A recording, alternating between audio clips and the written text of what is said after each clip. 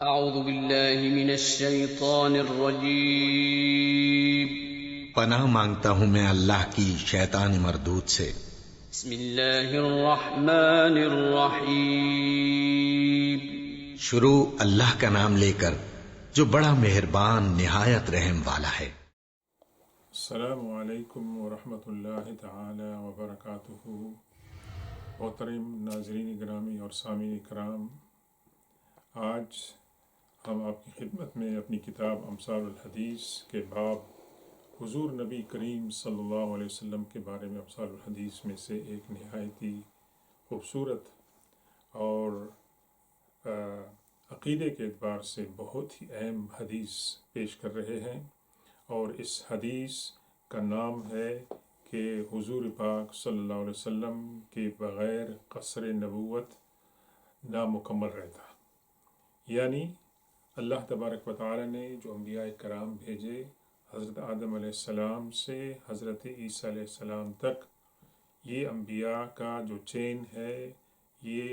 ایک عمارت ہے، اور اس عمارت کے اندر اگر حضور پاک صلی اللہ علیہ وسلم شامل نہ ہوتے تو یہ نبوت کا قصر اور نبوت کی عمارت نامکمل رہتی، اور اس کو حضور پاک صلی اللہ علیہ وسلم نے ایک بہت ہی خوبصورت تشبیہ کے ساتھ واضح فرمایا، جس کے اندر حضور پاک صلی اللہ علیہ وسلم کا جو مقام ہے انبیاء کے درمیان اللہ کی نگاہ میں، اور آپ کی رسالت تمام انسانیت کے لیے، اور پھر اس کے اندر یہ ہے کہ جو ختم نبوت کا تصور ہے اس کو اللہ کے رسول صلی اللہ علیہ وسلم نے بہت ہی خوبصورتی کے ساتھ اور فصاحت اور بلاغت کے ساتھ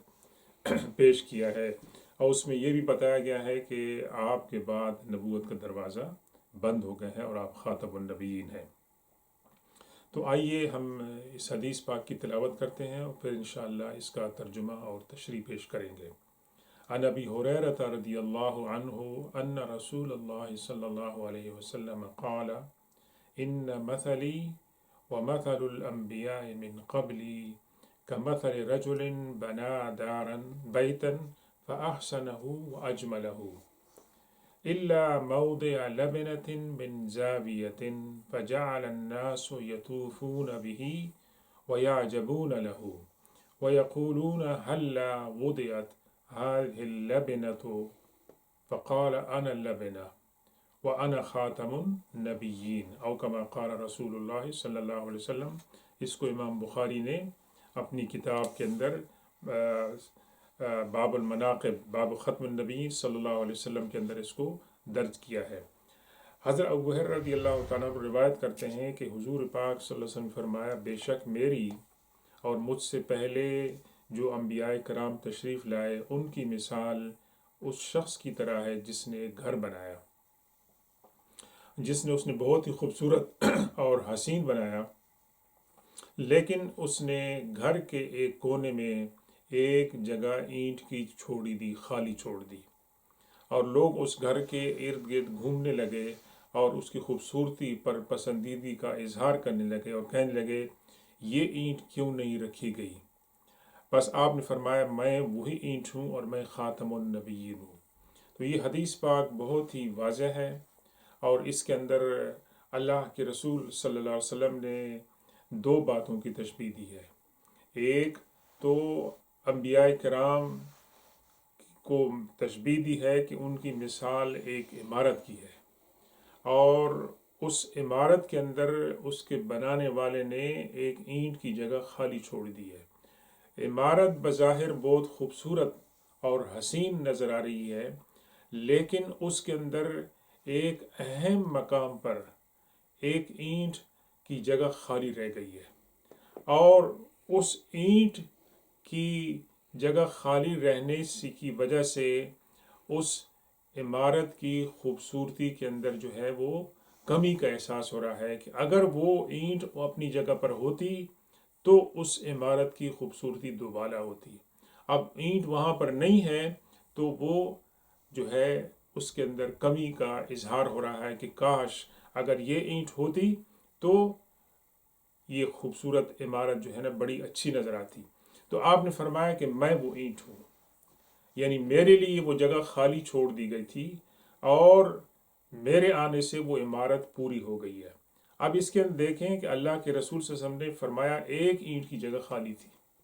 اور اس اینٹ کو آپ نے پر کر دیا ہے، اور اگر آپ اس کو پر نہ کرتے تو یہ عمارت نبوت کی خالی رہتی اور اس کے اندر لوگوں کو اس بات کا احساس ہوتا کہ کاش یہ اینٹ جو ہے اس جگہ پر موجود ہوتی۔ تو مقصد کہنے کا یہ ہے اللہ کے رسول صلی اللہ علیہ وسلم کا کہ وہ عمارت کے اندر جو جگہ خالی رہی ہے وہ بہت امپورٹنٹ جگہ ہے، وہ بہت خاص جگہ ہے جو خالی رکھی گئی تھی، اور اس کے اندر جب حضور پاک صلی اللہ علیہ وسلم کا وجود مسعود آ گیا تو وہ عمارت مکمل ہو گئی۔ اس سے ایک بات تو یہ آپ کو پتہ چل گئی کہ حضور پاک صلی اللہ علیہ وسلم کے بغیر نبوت کا چین جو ہے وہ مکمل نہیں ہے۔ اور دوسری بات اس کے اندر یہ پتہ چلی کہ انبیاء کرام گو اپنے زمانے میں تشریف لاتے تھے، اپنے ساتھ ایک شریعت لے کے آتے تھے، اور وہ اپنے زمانے کے لوگوں کے لیے ایک مکمل شریعت لاتے تھے، لیکن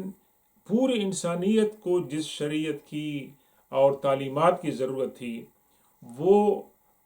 حضور پاک صلی اللہ علیہ وسلم کے ہاتھوں سے مکمل ہوئی۔ یہ انبیاء کرام جو تشریف لاتے تھے بے شک وہ اسلام کی تعلیمات دیتے تھے، لیکن ان کی تعلیمات اپنے دور کے لیے، اپنے لوگوں کے لیے ہوتی تھی، ایک مخصوص وقت کے لیے، جبکہ حضور پاک صلی اللہ علیہ وسلم کو اللہ تبارک و تعالی نے رحمت للعالمین بنایا، اور قرآن کے اندر دوسری آیات کے اندر بھی بتایا کہ ہم نے آپ کو تمام انسانوں کے لیے رسول بنا کر بھیجا ہے۔ دوسری بات اس حدیث پاک سے یہ پتہ چلتی ہے کہ حضور پاک صلی اللہ علیہ وسلم کی آمد کے بعد پرانی شریعتیں منسوخ ہو گئی، اور آپ کی جو شریعت ہے وہ اس نے تمام شریعتوں کو منسوخ کر کے یہ جو شریعت حضور پاک صلی اللہ علیہ وسلم لے کے آئے یہ قیامت تک کے لیے یہ آخری شریعت ہوگی، اور یہ تمام انسانوں کے لیے اور تمام زمانوں کے لیے ہوگی۔ تو اس کے اندر اللہ کے رسول صلی اللہ علیہ وسلم کی بہت بڑی فضیلت ہے، یونیورسلٹی ہے، عالمگیریت ہے کہ آپ کا جو پیغام ہے وہ تمام انسانوں کے لیے ہے اور تمام جہانوں کے لیے۔ اور تیسری بات جو بہت ہی ضروری ہے سمجھنے کے لیے کہ جس کے بارے میں قرآن پاک نے فرما دیا کہ حضور پاک صلی اللہ علیہ وسلم خاتم النبیین ہے، اور جس کے بارے میں اللہ کے رسول صلی اللہ علیہ وسلم نے دیگر احادیث کے اندر بھی اس کی تردید فرما دی کہ آپ کے بعد کسی نبی کے آنے کا کوئی امکان نہیں۔ دیکھیں اگر حضور پاک صلی اللہ علیہ وسلم کے پاس نعوذ باللہ کوئی امکان ہوتا کسی نبی کا تو اس حدیث میں یہ امکان ہوتا تھا کہ ابھی کچھ اینٹیں خالی رکھی گئی ہیں جن کے بعد کوئی اور نبی آئیں گے، لیکن خاکم بدن ایسی کوئی بات نہیں۔ تو جو بات مسلمانوں کے عقیدے کے اندر ہے کہ جو شخص بھی حضور نبی کریم صلی اللہ علیہ وسلم کے بعد نبوت کا دعویٰ کرتا ہے وہ جھوٹا ہے، اور اس کے بارے میں اللہ کے رسول صلی اللہ علیہ وسلم نے پیشن گوئیاں فرمائی تھیں کہ قیامت سے پہلے